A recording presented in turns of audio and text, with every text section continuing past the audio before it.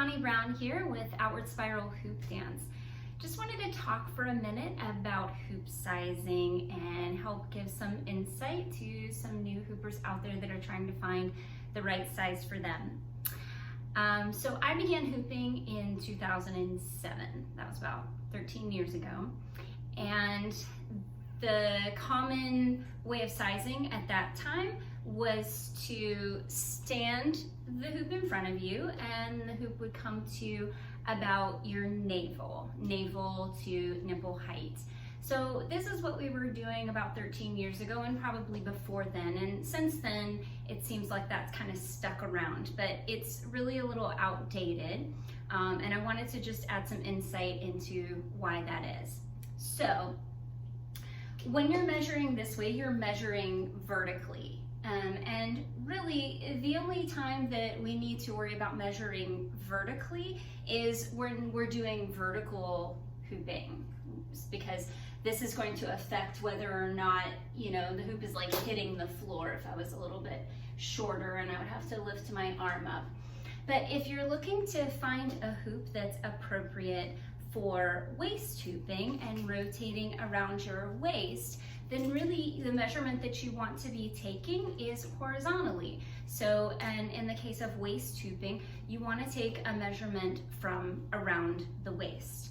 So the reason is this hoop happened to work for me at that time. Actually, I had a hoop that was even bigger, and I'm appreciative of that because I'm a core body hooper and I really like to dance inside my hoop, and I feel like the larger the hoop is, then the slower the hoop goes and the more time that I have to really move my body in the way that I want to and express myself. But the science behind it is when the hoop is around my waist and it's rotating around, there's a certain amount of time that the hoop is going to take to go around my body, because my body is this particular measurement. It's this circumference round, it's this amount of thickness. So the hoop is going to take a certain rhythm to go around. So if I were larger and took up more space, then the hoop would go around faster. It wouldn't have as much time to go around. So this became obvious when I was hooping all through my pregnancy and I slowly began to take up more and more space inside of my hoop. I started realizing that the hoop was going down faster because the rhythm that I was used to using with my hoop, I was having to increase that rhythm a lot in order to keep the hoop up. So this is why a waist measurement is a much more accurate way of finding the appropriate hoop for you. So the formula that you would use for that is the waist measurement. So you can find yourself a flexible measuring tape. This is kind of like a seamstress measuring tape. You can get this on Amazon for just a couple bucks. If you don't have something like this, then you can just find a string or a belt or scarf or something flexible like this that you can use to wrap around your waist, and then just measure it afterwards. So you're going to find the narrowest part of your waist and then bring it around, and you want to make it kind of comfortable. You don't want to really squeeze and tighten it up, just that measurement, and then overlap it and then find that number. So when you find that number, there's a couple of calculations that you can use. The first one, if you're brand new to hooping, then you probably want your hoop to go really slow, because the slower that it goes, the easier that you can learn the patterns, the rhythm, and also any type of movements that you need to make in between there. So you would multiply your waist measurement, this amount of inches, by 1.3. If you are looking for something that's a little bit more challenging, maybe you kind of like the hoop to go a little bit faster, or you're not totally new to hooping, you can use 1.2. 1.1 is probably about the smallest amount that you would want for waist hooping. Now this all changes depending on, once you kind of get started, you may find that you like a particular a faster rhythm or a slower rhythm, and so we kind of have personal preferences within that. And then also keep in mind that those are all just in reference to waist hooping, to when the hoop is going around your waist. So when we get into shoulder hooping, we're typically a lot wider around here than we are down here. So you may want a larger hoop for that. Plus, when you're doing shoulder hooping, there's also this movement that has to happen with the arms. This is called paddling.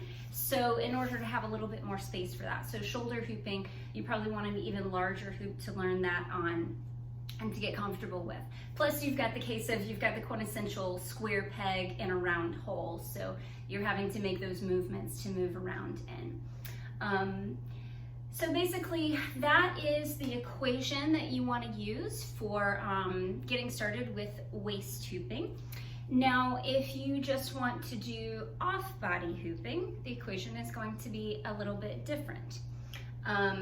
My personal favorite is this one, which is the center of your chest to the extension of your fingers. And that one works beautifully for me because also I really want to be able to connect with my hoop and extend my arm all the way out so that if I'm shoulder hooping, I can do this move, which is one of my absolute favorite ones.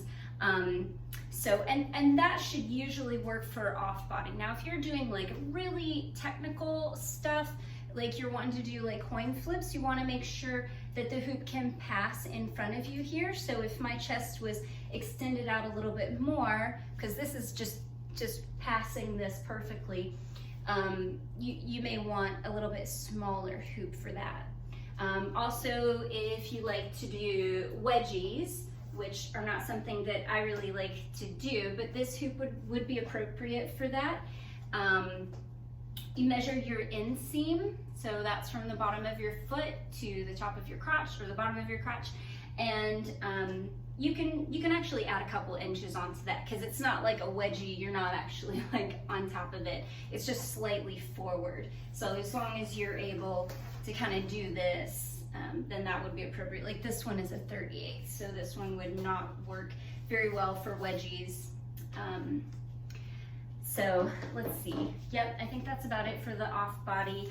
But I usually try to encourage, even if you're just, your goal is to stick with off body, I try to encourage new hoopers to get it a little bit bigger than they think they might want it, because for me, the real magic is in dancing with the hoop and being able to kind of go inside the portal and get lost inside of that. So I like for them to have the ability, the size of the hoop is appropriate for that if they want to explore that. Plus, you can always cut down a hoop later. You can't make a hoop bigger. And also, if you're not doing a smooth shoulder hooping yet, and then you want to come back to that later, having a larger hoop is good for that too. So I hope that helped. If you have any questions, feel free to message me. You can go on my website, outwardspiral.net, and message me on that, or you can find my Etsy page, which is also Outward Spiral on Etsy, or find me on Facebook. However you want to get in touch with me, and I'm happy to help you find the best calculations. And I hope that helps. Enjoy your hooping.